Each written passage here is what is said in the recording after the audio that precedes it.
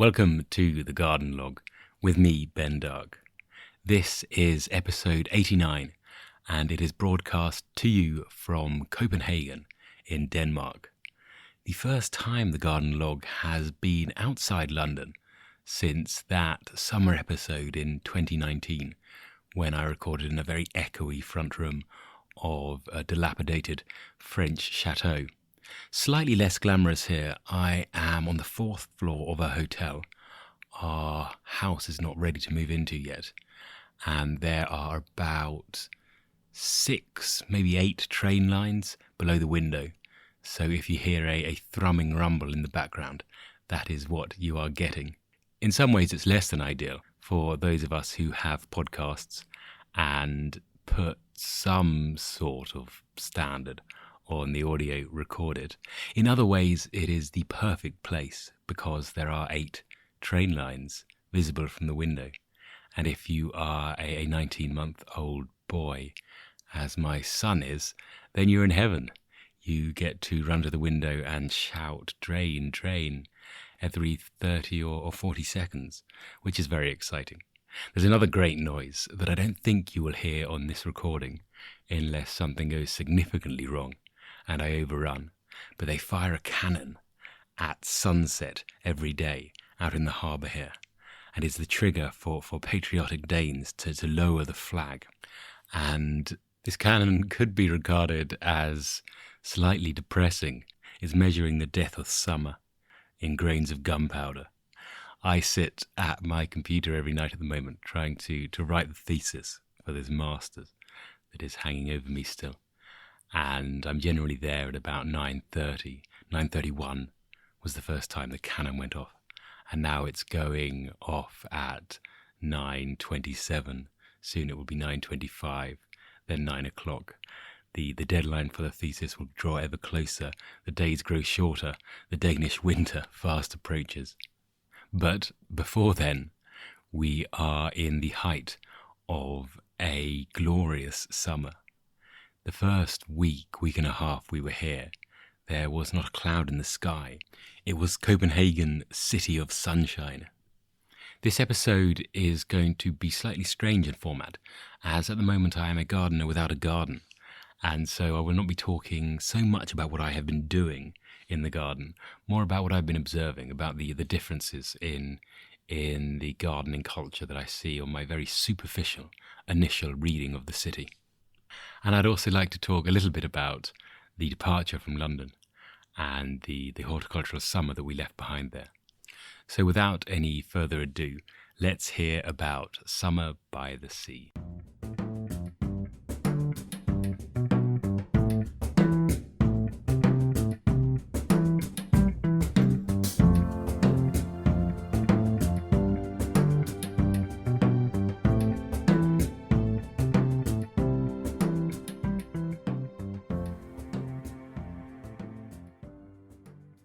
London looked extremely beautiful as we bid it farewell.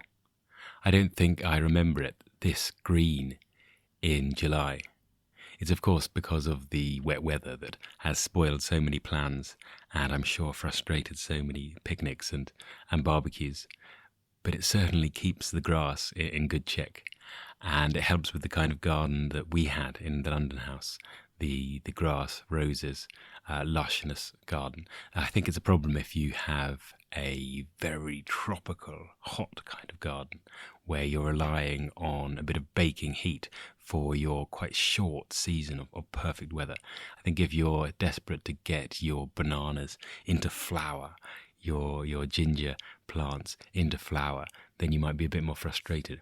But if you're just hoping to hold on to a bit of the softness, musk and romance from spring as long as possible, then a low-skied and grey June is perfect.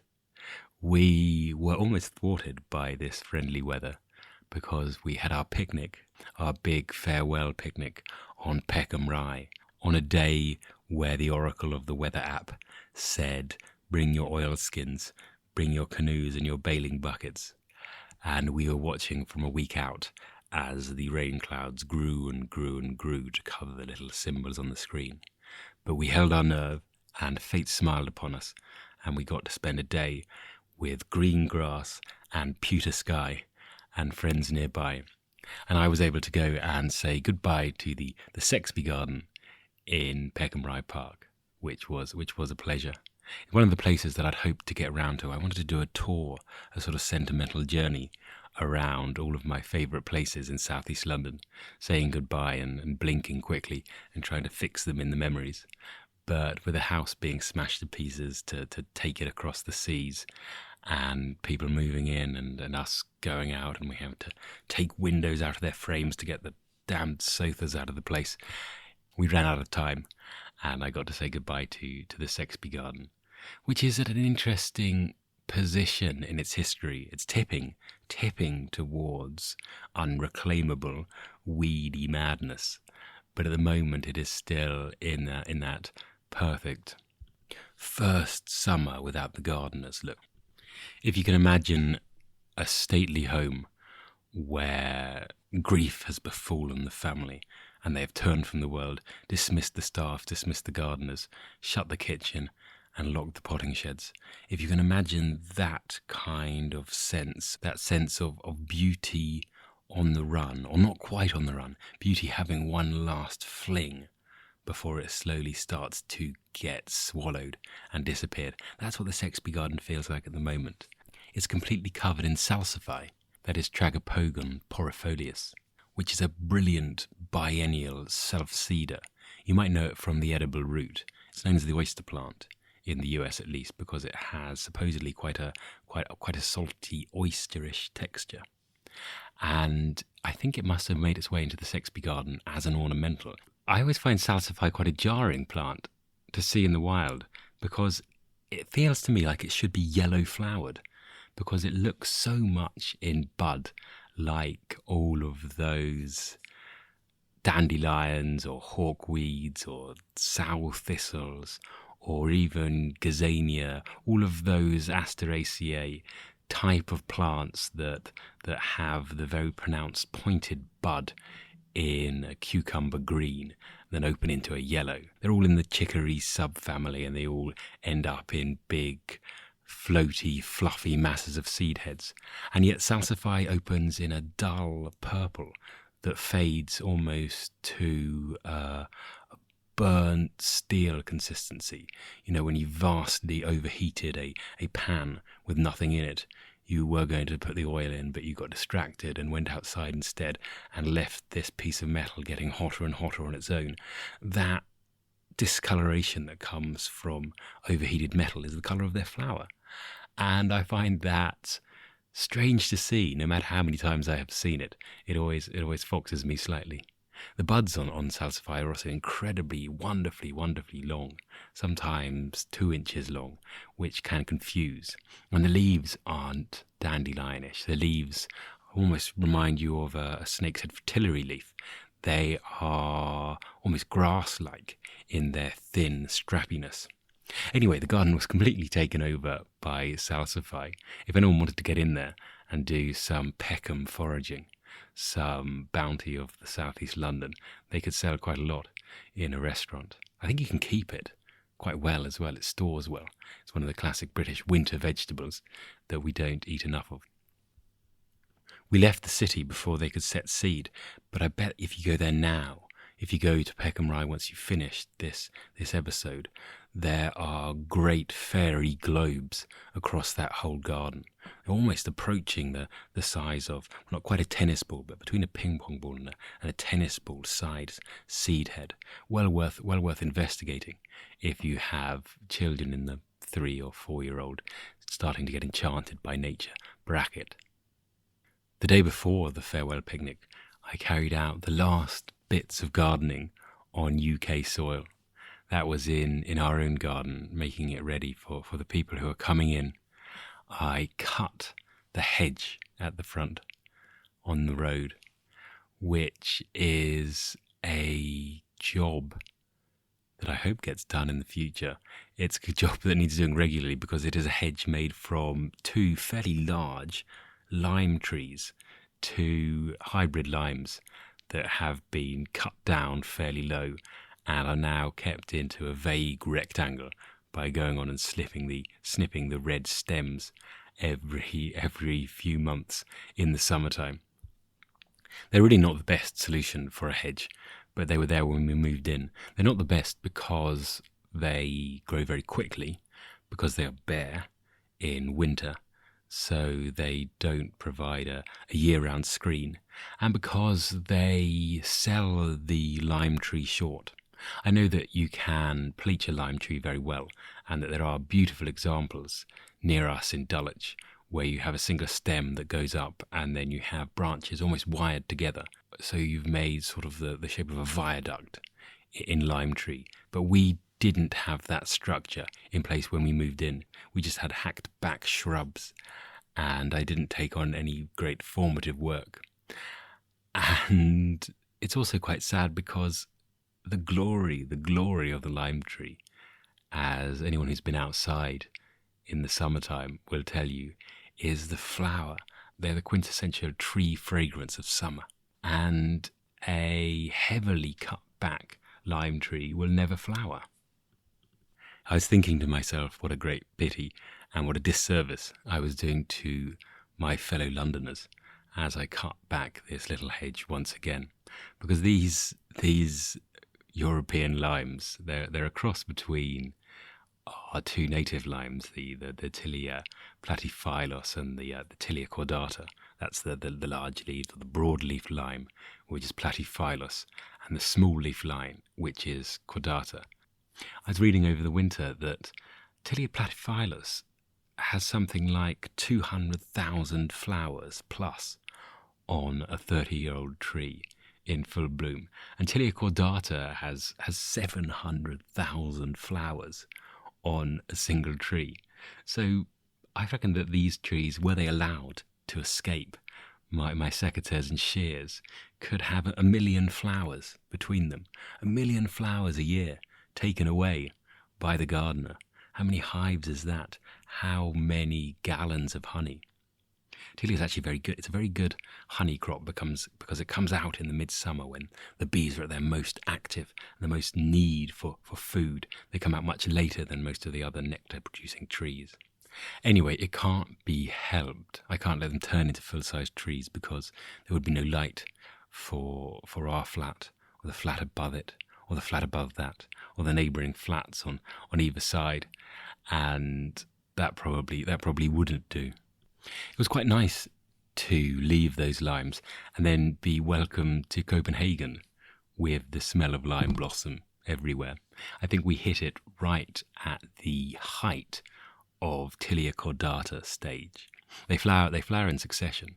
So the season starts with platyphyllos and then it goes through various different types. Tilia cordata comes towards the end, and then some of the Indian lime trees finish up the season. If you're a real obsessive about the fragrance, and no shame in that, it is a fine fragrance, sweet and slightly winey, I think, alcoholic rather than nagging.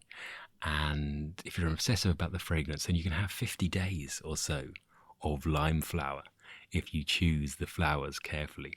Though I do read that cordata, like some apple trees, will have 1 year of heavy flower, 1 year of slightly less, more restful time. I haven't done enough study to work out if they have mast years, where they all go at once, or if they have an out-of-sync sequence, like some type of apples do. If they do have mast years, then I think this one is a mast year in Copenhagen, because the smell was everywhere. It's a wonderfully mischievous aroma because it is such a vast cloud of fragrance that happens quite high up often. It can take little meanders in the air currents and appear meters away from the source, or in the next street, or in a neighbouring courtyard. It's not like a rose where it's completely apparent at all times where this fragrance is coming from.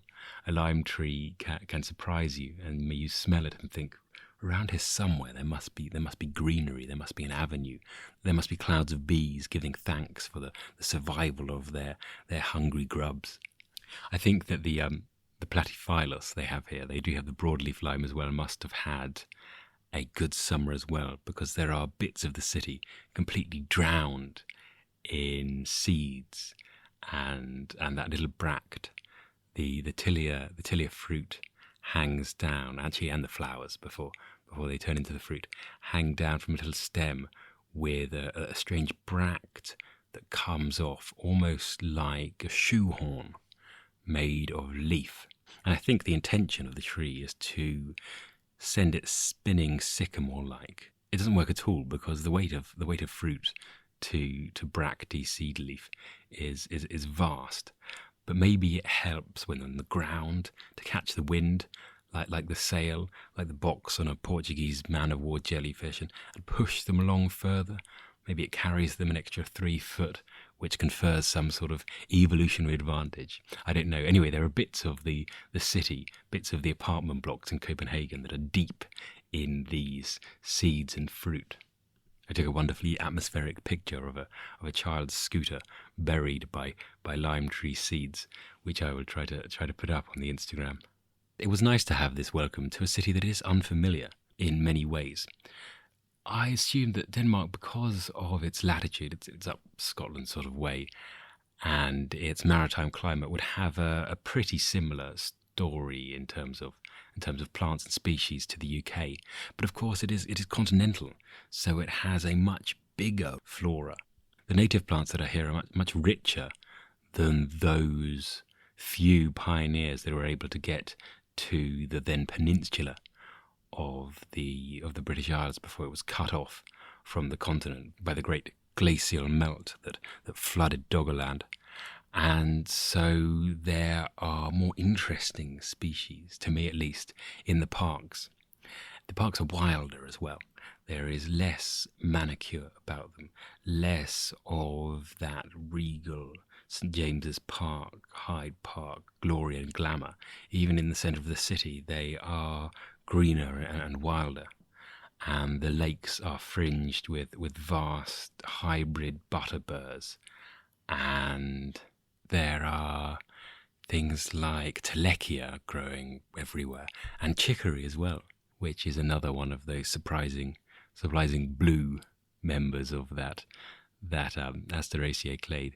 And also in the Botanic Garden, they have a thing that I found very heartening, which is island beds with no protection whatsoever of Japanese knotweed, with their little Reinutria japonica label and no one running away screaming, which lends further credence to my assertions that it is just a plant, and the UK has allowed itself to be hoodwinked into a state of abject terror by people who stand to make money from its removal. It is a plant and subject to the normal constraints of plant growth. So it was wonderful to see it there where it should be, in a botanical garden, along with all the other plants that are problematic if one lets them be. The other cultural difference that I've noticed, particularly in some of the ornamental gardens around the great palaces they have here, is the hedge height. The hedge height is slightly lower than in the UK. And I don't know if that is because the sun spends quite a lot of the year lower than the UK sun, or if it's for some other reason. It means that the Danes, who are a very tall people, can generally be seen chest or waist high striding along behind these hedges. They don't offer the same sense of seclusion that they would in a UK, say around a formal rose garden. They also use beech a lot more in informal settings than we would in the UK. There's less of a reliance on yew for a palace garden. I can also report that the main colour of pelargonium is a subtle Scandi light pink, which I think generally suits the colour palette, the interior decor tastes here. There is no bright and blazing Spanish red. Instead, the balconies are bedecked with something perfect and pastel. The nicest thing that I've noticed is the profusion of street roses. Huge amount of, some of them climbing hybrid teas, but a great deal of multiflora, floribunda roses in little planting pockets on the street in front of the big European apartment blocks. And I've arrived a little bit too late to see them in full bloom, but my goodness, were we here 3 weeks earlier, it must have been magnificent. They also have a huge amount of hollyhocks planted in these same positions, which are magnificent because they are so tall and thin, and the blocks are so high. They work perfectly with the architecture. I'm increasingly aware that I'm sliding into an unfashionable corner of gardening in my taste, in that my aesthetic is not driven by the hand of nature alone. I'm not a romantic poet, I'm not a Wordsworth, I'm not someone who would like to see every garden return to the state of nature. I like to see that contrast between man-made and natural. That doesn't necessarily mean I want to see brick walls and plants in front of them. Man-made can be just the hand, an element of design, the fact that there has been a human intellect involved in the project. The hollyhock and the plastered wall of a 19th century apartment block is glorious.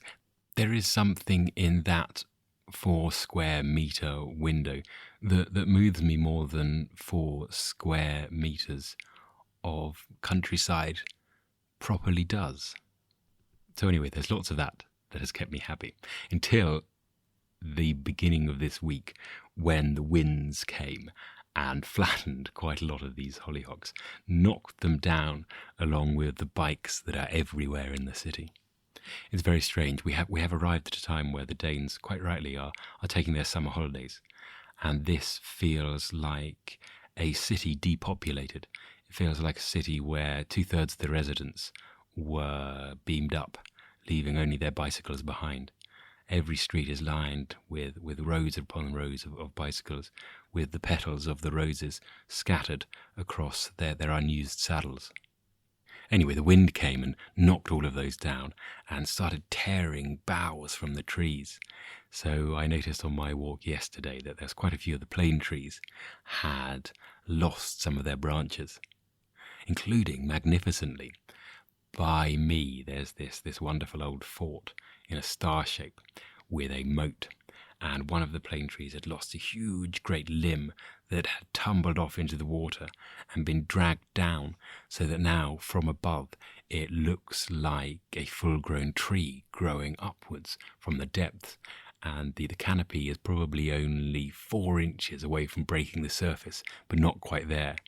And the coots and the moorhens and the mallards swim over it as if there were a sunken kingdom, as if it were Doggerland that I was talking about earlier down there, which has pleased me no end. The lime trees have survived the wind a lot better than the plane trees. They're quite a sturdy tree. You don't often see them dropping their limb. There's this wonderful story. If you read the diarist, even he talks about some of the limbs on those old European Swiss lime trees that could shelter 300 people under them and not let a single ray of the Central European sun touch their heads. And all of these people would be using the boughs as tables and chairs, climbing short ladders to bits of the branches where there were convenient dips and rises where they could have their lunch as one great mass of community. So no Tilliers down, only hollyhocks. They're the same family, by the way, bizarrely, utterly bizarrely. You wouldn't think it, but Tilia and hollyhocks are both Malvaceae, both part of that hibiscus family. It's a strange old world, that of plants. It makes you realise quite how long they have been around for. If the lime tree and the hollyhock have had such a long time to become so bizarrely different from each other and yet be incredibly closely related, be so much more closely related than the hollyhock and the chicory, or the hollyhock and the salsify, how much further back must they go before they meet? Anyway, enough of that. It's going to be a slightly shorter episode today, as obviously I haven't done any gardening, but I can leave with some reassuring words. There is an abundance of plants here. I don't know how long the season will be compared to that in the UK, but it's not going to be vastly different. And I don't think that I will have any real trouble growing what we need to, particularly as the house that we are moving to, I did a little recce, and it's a minute's walk from the sea. So we will have that maritime heat island. So hopefully some of the more tender things can still be brought into play. We actually went and saw the garden, and at the moment it is a mass of beautiful Japanese anemone, beautiful single pink Japanese anemone in full riotous flower, and below that a sub-story of incredibly thick ground elder. So we remain to see what's going to be done there. Hopefully by the next episode of the Garden Log, we will be in the house and gardening will have commenced. I can start to restore some of the dirt under my fingernails to build back the calluses on my hand that are slowly fading. Anyway, enough of that. Let's see if I have any recommendations for you this week.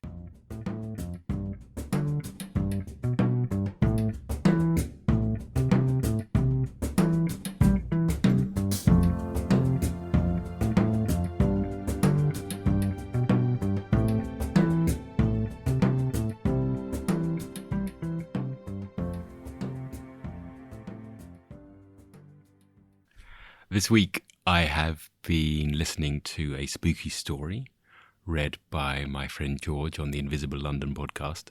He's reading the story of the great god Pan and giving a little commentary on Mackham, the author, which is very good fun, particularly the first episode, which is boldly recorded in the garden with pigeons and interrupting visits from cats. That's the Invisible London podcast.